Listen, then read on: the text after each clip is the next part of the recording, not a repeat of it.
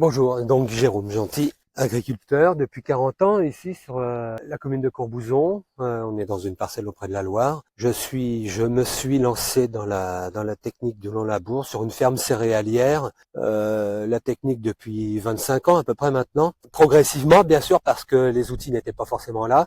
La technique n'était pas du tout aboutie. Essuyer les plâtres aussi un petit peu. Que j'ai fait plusieurs types de cultures différentes pour voir si l'une ou l'autre s'adaptait mieux à cette technique. En fait, aujourd'hui, on s'aperçoit qu'on peut faire toute culture possible. Technique de non-labour, voilà. L'intérêt de la technique, c'est surtout de redonner de la fertilité au sol, de rompre un petit peu avec un système qui pouvait pas être pérenne, on va dire, voilà. Et là, on s'inscrit plus dans la durée. C'est vrai que c'est un petit peu plus techniquement un peu plus pointu, il faut du matériel qui soit adapté, mais en même temps on peut commencer sur des sols qui soient plus faciles à travailler et qui permettent justement de tester différents types de couverts qui aujourd'hui donnent complètement satisfaction. Tout ce travail qui a été mis en place là depuis 20-25 ans m'a permis aussi de m'inscrire dans cette démarche bas carbone qui au final répond à plusieurs enjeux, notamment c'est sociétal, d'afficher un bilan qui soit plutôt positif, mais aussi environnemental dans le sens où on a vraiment une vraie nécessité de stocker ce carbone.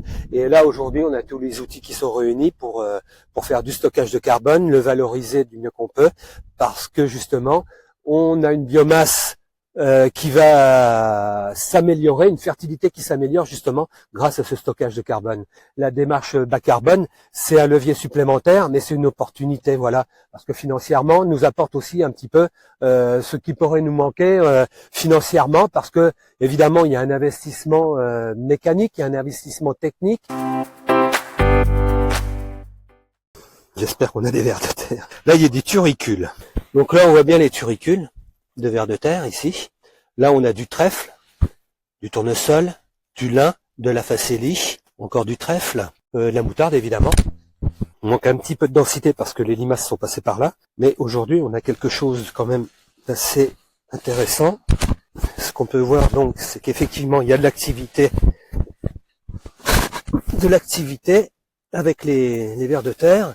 Et là, si on prend cette motte de terre par exemple, donc on a une exploration racinaire qui est optimale, on a une terre qui est grumeleuse, voilà, qui est pas compactée du tout, parce que les racines font leur travail, et alors là, on a donc un nid de vers de terre, avec des galeries qu'on peut mettre en évidence, on a une porosité dans le sol, voilà, un système racinaire qui est à son optimum, et là, on voit que ça luit, parce que l'air circule, l'eau circule, on a encore des vers de terre ici, voilà, alors ça c'est magnifique, et on a un sol qui est vivant. Et puis on a cette couverture de végétation là, qui vient protéger le sol contre toutes les agressions climatiques, qui va couvrir le sol en cas de sécheresse, qui va le protéger contre la sécheresse. Et puis là, un développement racinaire qui est vraiment qui est magnifique. Donc ça, ces racines-là, aujourd'hui, on n'est qu'au début de l'implantation du couvert, hein, qui a 1 mois et demi, mais qui va continuer au début de l'hiver, et qui va venir explorer le sol jusque dans ses profondeurs, mais aussi sur sa largeur, son épaisseur, et qui va alimenter le sol pour la culture suivante, quoi, voilà.